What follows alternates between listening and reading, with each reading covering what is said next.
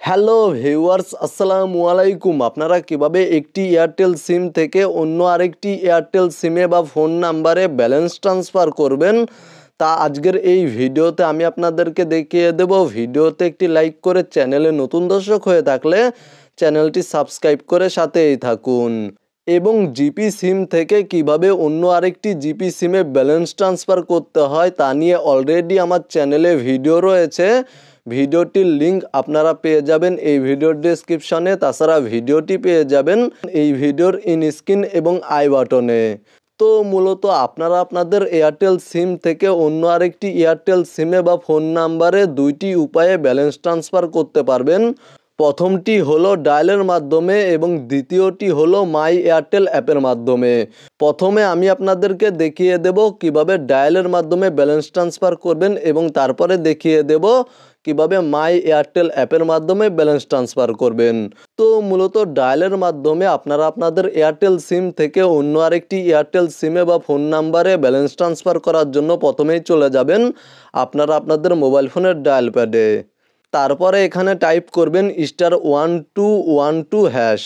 Just *1212# type করে আপনাদের Airtel সিম কার্ডের মাধ্যমে বা প্রিপেইড কার্ডের মাধ্যমে ডায়াল করবেন। দেন এখানে দেখতে পাচ্ছেন 1 নাম্বার মেনুতে রয়েছে ব্যালেন্স ট্রান্সফার। তো মূলত এখানে আপনারা 1 টাইপ করে দিবেন এবং সেন্ডে ক্লিক করে দিবেন। দেন এখানে পুনরায় আবার 1 টাইপ করে দিবেন এবং পুনরায় আবার সেন্ডে ক্লিক করে দিবেন। দেন আপনারা যেই ফোন নাম্বারে বা মোবাইল নাম্বারে ব্যালেন্স ট্রান্সফার করতে চাচ্ছেন সেই ফোন নাম্বারটি বা মোবাইল নাম্বারটি টাইপ করে দিবেন। তারপরে সেন্ড অপশানে ক্লিক করে দিবেন এবং এখানে আপনারা টাইপ করে দিবেন কত টাকা ট্রান্সফার করতে চাচ্ছেন। তো মূলত এখান থেকে আমি জাস্ট 10 টাকা টাইপ করে নিয়েছি এবং সেন্ডে ক্লিক করে দিচ্ছি। আপনারা কত টাকা ব্যালেন্স ট্রান্সফার করতে চাচ্ছেন তা টাইপ করে দিবেন এবং সেন্ডে ক্লিক করে দিবেন, তাহলে ব্যালেন্স ট্রান্সফার হয়ে যাবে। এখানে দেখতে পাচ্ছেন ব্যালেন্স ট্রান্সফার হয়ে গিয়েছে। এবং মাই এয়ারটেল অ্যাপের মাধ্যমে আপনারা আপনাদের এয়ারটেল সিম থেকে অন্য আরেকটি এয়ারটেল সিমে বা ফোন নাম্বারে ব্যালেন্স ট্রান্সফার করার জন্য প্রথমেই মাই এয়ারটেল অ্যাপ্লিকেশনটি ওপেন করবেন এবং এখান থেকে সাইডে স্ক্রল করবেন। তারপর এখানে দেখতে পাচ্ছেন ব্যালেন্স ট্রান্সফার নামে একটি অপশন রয়েছে, এই অপশানে ক্লিক করে দিবেন।